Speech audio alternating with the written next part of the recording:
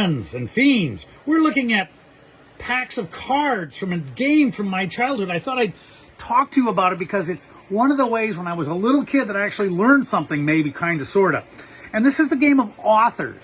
And so instead of trumps and numbers and stuff like that, and it's all about authors and their best-selling works.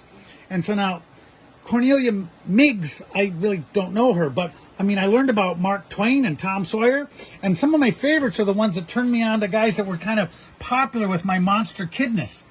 You know, so here's Robert Louis Stevenson, and it's all about Treasure Island and Kidnapped and Dr. Jekyll and Mr. Hyde. I mean, there's Stevenson. And then here is, of course, Rudyard Kipling. And, of course, he wrote The Jungle Book and some of that stuff. And then here's David Copperfield and Cricket on the Hearth and Tale of Two Cities. And, of course, I know that was Dickens, and I knew him from The Christmas Carol. And what's really nice is that all these authors made an impression on me as a kid, so that when I was starting to become a monster kid a little bit later, look at that, author card game, only 19 cents. This is the kind of stuff you played with your mom back in the day.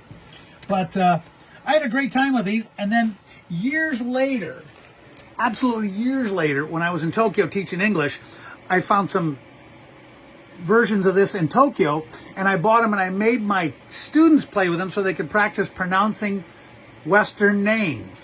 So again, this maybe isn't the most exciting thing, but I was coming across these and I thought, wow, I was sure I had a set that had Edgar Allan Poe and another one that had H.G. Wells and another one. I mean, this is where I learned the beginnings of my who wrote what, when. Wow, these were the great guys you were supposed to read. I still haven't read most of this stuff, but it was cool to play with my mom. See you later, bye.